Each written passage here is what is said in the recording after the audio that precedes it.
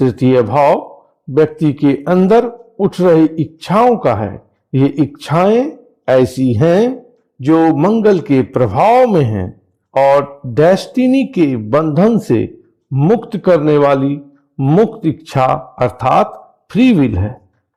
यह भाव द्वादश स्थान अर्थात मोक्ष भाव का चतुर्थ या मातृ स्थान है, अर्थात तृतीय भाव मोक्ष का पोषक स्थान है। यह भाव साहस, वीरता, स्वप्रयास और पुरुषार्थ का भी भाव है। महान दार्शनिक प्लूटो ने कहा है कि साहस मुक्ति का एक प्रकार है। तो जैसा कि मैंने पहले कहा कि तृतीय भाव की कई विशिष्टताएं हैं, इच्छा त्रिकोण या काम त्रिकोण अर्थात तीसरा भाव, सातवां भाव और 11वां भाव। तो इच्छा त्रिकोण में उठ रहे साहसिक इच्छाओं का अनुमान इसी तीसरे भाव से मिलता है। मोक्ष की इच्छा के प्रति उठने वाला पहला कदम जो है वह भी यहीं से शुरू होता है। और तो और मुक्त इच्छा के अनुपम प्रयोग की शुरुआत भी इसी तीसरे भाव से ही होती है। इसीलिए कर्म बंधन को काटने की इच्छा और उसके प्रति साहसिक कदम तृतीय भाव से ही परिलक्षित है। तो प्लूटो का यह कहना कि साहस मुक्ति का एक प्रकार है, ज्योतिष में तृतीय भाव में नीत ज्ञान के अनुसार ही प्रतीत होता है। काल पुरुष की कुंडली में बुध इस भाव के स्वामी ग्रह हैं और मंगल कारक ग्रह। इसीलिए तृतीय भाव में व्यक्ति के बुद्धि और साहस की बात कही गई है। यहाँ जो बुद्धि का उद्भव है वो जातक का जीवन विकास के क्रम में इच्छा पूर्ति के लिए है। यह बुद्धि पुरुषार्थ और पराक्रम के लिए है। तृतीय भाव अप्लाइड इंटेलिजेंस का भी है। चूंकि इस भाव में बुध और मंगल का प्रभाव है, इसलिए नैसर्गिक रूप में तृतीय भाव षष्ठ भाव और अष्टम भाव से भी आंतरिक रूप से संबद्ध है। इस भाव में जहां पूर्व पुण्य के वृद्धि और लाभ की झलक है, वहीं भाग्य का भविष्य का प्रबंध भी है। क्योंकि कालपुरुष की कुंडली में यह भाव पंचम भाव से एकादश स्थान है और भाग्य भाव से सप्तम स्थान। तृतीय भाव भाग्य भाव का पूरक स्थान है, क्योंकि किसी भी भाव का जो सप्तम स्थान होता है वह उस भाव का पूरक स्थान कहा गया है, वह उसे कंप्लीट करता है।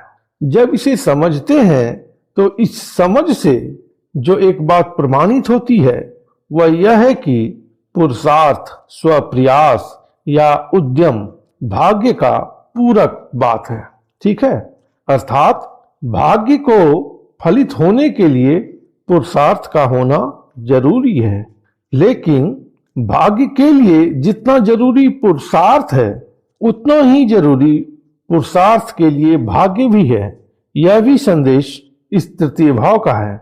केवल तृतीय भाव ही नवम भाव अर्थात भाग्य भाव को पूर्ण करता है।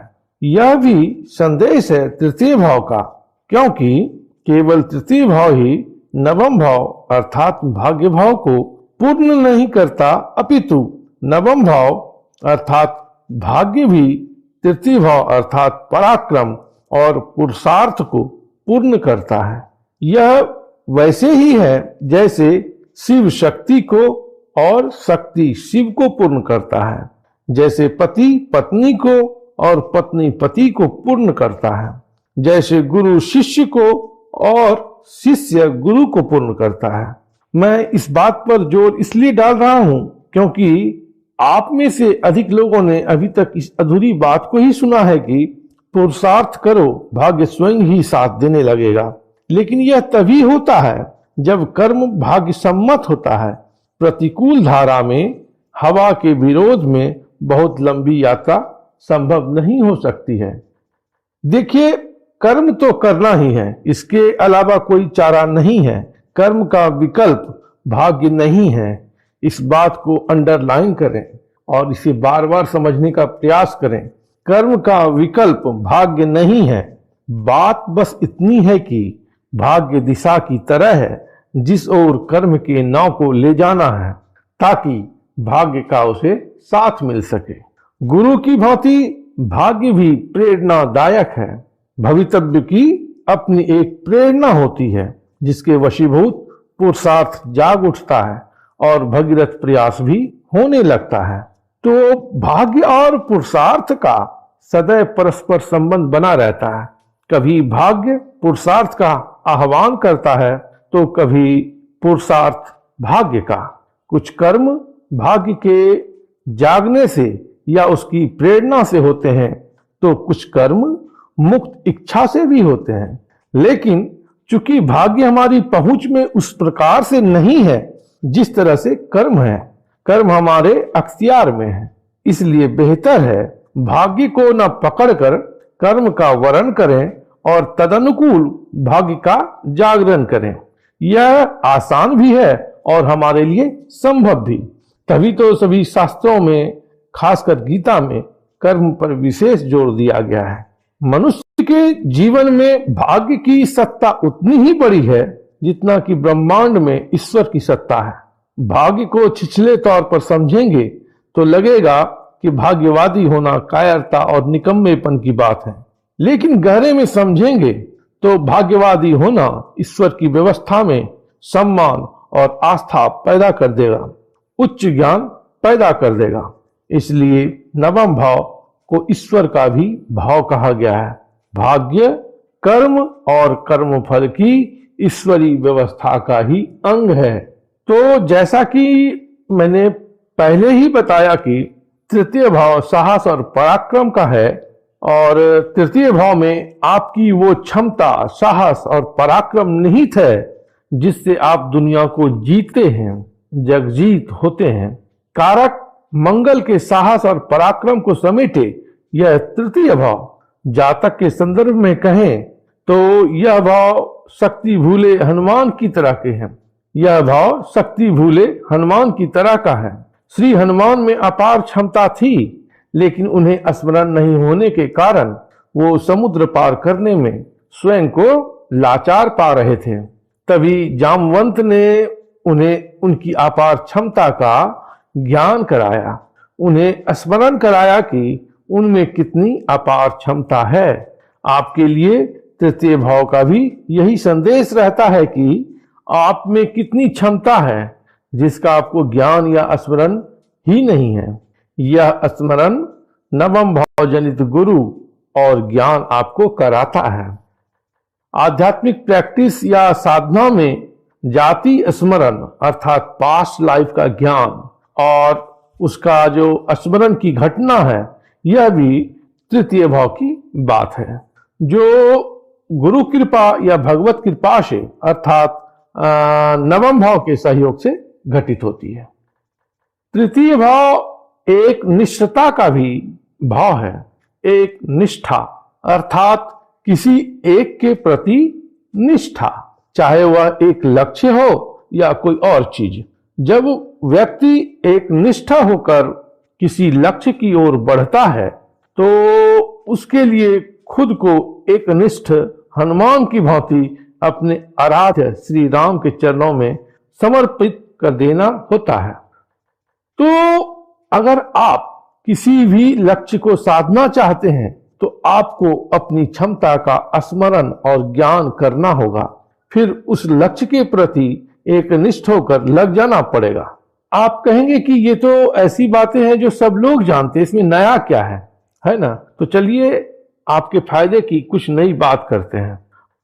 बात यह है कि एक निष्ठा को जगाना है और साथ ही साथ साहस, पुरुषार्थ और भाग्य को भी जगाना है ताकि गोल को अचीव किया जा सके। तो इसके लिए एक प्रयोग बताता हूं, ध्यान से सुने।